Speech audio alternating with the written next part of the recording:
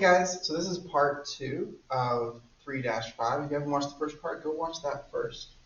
Alright, so here on number 6, this is the last page of this. We're talking about these two word problems where we use systems of equations to solve this. Now, you can see here I already wrote out x equals Pam's speed and y equals the river's current. So let's see what that means. Pamela is swimming in the Illinois River. It takes her 3 hours to swim 15 miles downstream, and the return trip upstream takes 5 hours. Write a system of equations and find Pamela's average speed in still water, and how fast is the current. So how fast was she swimming if there was no current, and then how much was the current either helping her or hurting her? So first, we have to find her speed for each one of those in miles per hour. So let's think about it. So she's swimming upriver, she's fighting against the current. When she's swimming downriver, the current is pushing her. So if the current was pushing her, that'd be x plus y. Okay, so how far did it take to swim downstream? She got 15 miles in 3 hours. So remember, we're thinking miles per hour. So miles per hour, we would go 15 divided by 3 would be 5 miles per hour. So if she's swimming with the river, she's going 5 miles per hour. But let's see, if she's swimming up against the river, so upstream, it takes her 5 hours to swim the same distance. So that would be 15 divided by 5 is 3. So against the river, we're going to minus the y because the river is pushing against her, so it's slowing her down. So the river is moving slower than she is, but it's still pushing against her. So x minus y is going to equal 3. It took her a lot longer. Okay? But now we have my system equation, so I can write my matrix for this. So this is my system, so I can write my matrix for this. So if I was going to write my matrix, remember it's going to be x, y, whole number. It's going to be 1, 1, 5, and it's going to be 1, negative 1, 3. Now, we can plug this into our calculator and we can solve it, okay? So, let's plug this into our calculator. Remember what we do. We're going to go second matrix. Now, if we go over twice to edit, you can see that mine still says 3 by 4 for that previous problem. So, this here is a 2 by 3 matrix. So, we need to change that here. So, we're going to change this to 2 by 3 matrix, and now I can plug these guys in, okay? So now we're going to plug it in, and we're going to go 1 enter, 1 enter, 5 enter, because that's what this says here. And I'm going to go 1, negative 1, 3.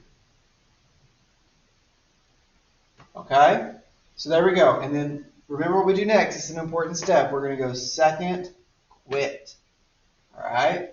And then we're going to go back to second matrix. We're going to go over to math. We're going to go up 1, 2, 3, 4, 5 to reduced row echelon form. Hit enter.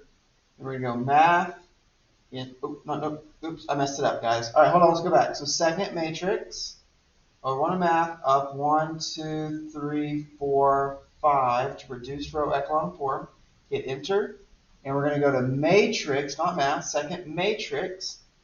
Enter, enter, okay? Oh, so look at this. Look at this. This makes sense, I hope. All right, her speed is 4 miles per hour. And then the river's speed is 1 mile per hour. Okay, so here's our solution matrix. All right, solution matrix is going to be 1, 0, 4, 0, 1, 1. Okay, so remember what that means. This is our x, this is our y, this is our whole number, right? So that means that her average speed in still water would be 4 miles per hour. And how fast is the current? The current is 1 mile per hour. All right, so there we go. Okay, let's take a look at our last problem here. So number 7. So number 7 says a stadium has 49,000 seats. The number of seats in section A equals the total number of seats in section B and C. Suppose the stadium takes in $1,052,000 from each sold out event. How many seats does each section hold? Well, I helped us out a little bit. I wrote out our equations already. So then we just have to write it as a matrix.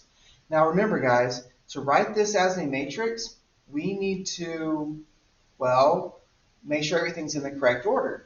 So this one already is in the correct order. We have 1A, 1B, 1C equals 49,000. And this one, oh, this one's not in the right order. But you might be thinking, Mr. Martin, it is in the right order. But no, I need to move this B over, I need to move the C over because it has to be equal whole numbers. So if I minus that B minus that C, it's going to be A minus B minus C equals 0. So we're not going to use this one, we're going to use this one. But then my last one is in the correct order. So let's write our matrix. So my matrix, my A's are going to be 1, 1, 25. My B's are going to be 1, negative 1, 20. My C's are going to be 1, negative 1, 15. And my whole numbers are going to be 49,000, 0, and $1,052,000. Okay? So there is our matrix. And so just like we've done, we're going to plug this into our calculator. Okay? So on my calculator, I'm going to go back to matrix.